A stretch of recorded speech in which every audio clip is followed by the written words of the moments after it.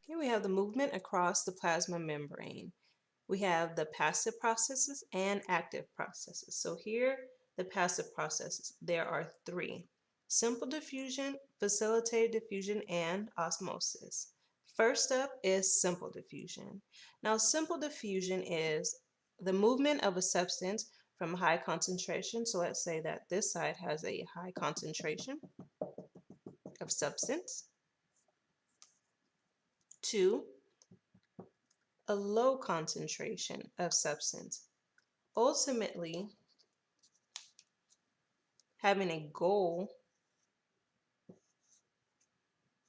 of equilibrium.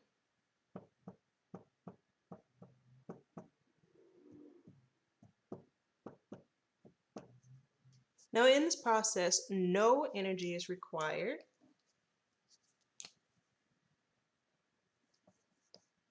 No energy.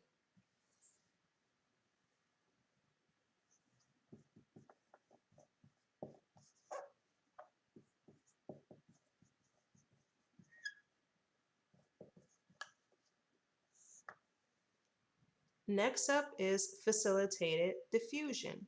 In facilitated diffusion, integral proteins act as channels.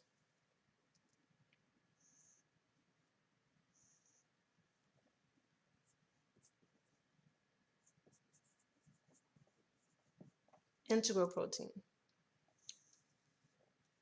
There are specific integral proteins like transmembrane proteins, transport proteins, and permeases.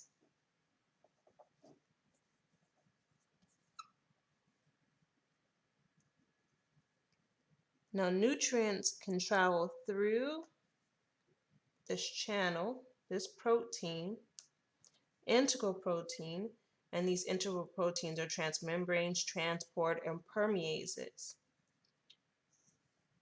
Now, in facilitated diffusion, there is no energy needed. No energy. So our last movement in passive process is osmosis. Now, the movement of solvent through selective permeable membrane from a high solvent concentration to a low solvent concentration, solvent meaning water in the living system, is osmosis. Now, the pressure that's needed to stop the flow of water across the membrane is osmotic pressure.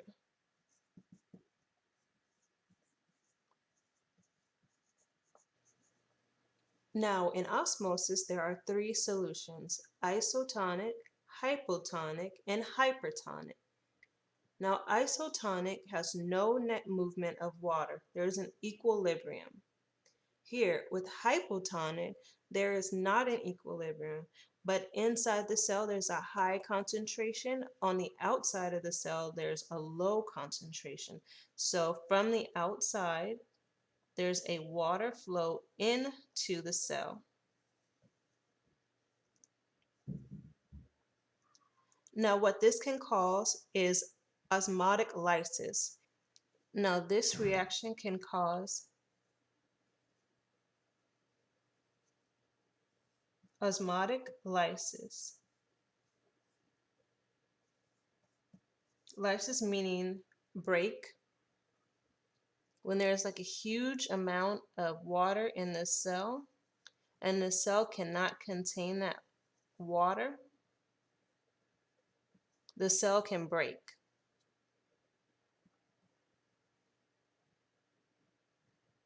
Or rupture.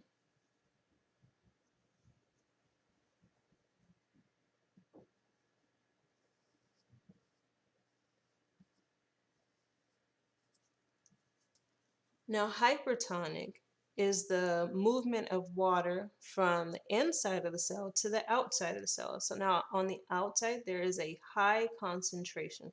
So water wants to follow where the high concentration is so that it can reach equilibrium.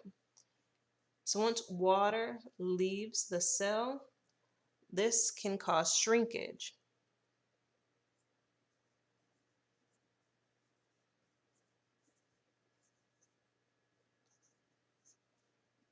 Now this shrinkage is called plasmolysis.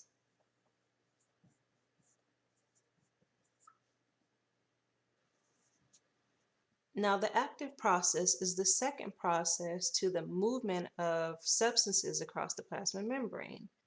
So what is the active process? Well, it's the need for energy to move the nutrients across the membrane. Now, active transport is the use of ATP to move nutrients from low concentration to high concentration.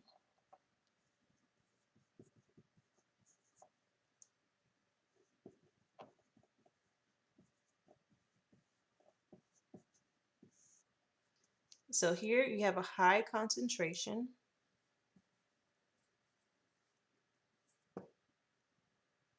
and on this side you have a low concentration.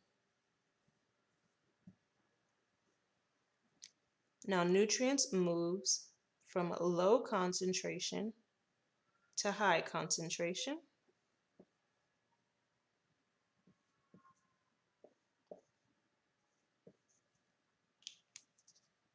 And what's needed? ATP, energy.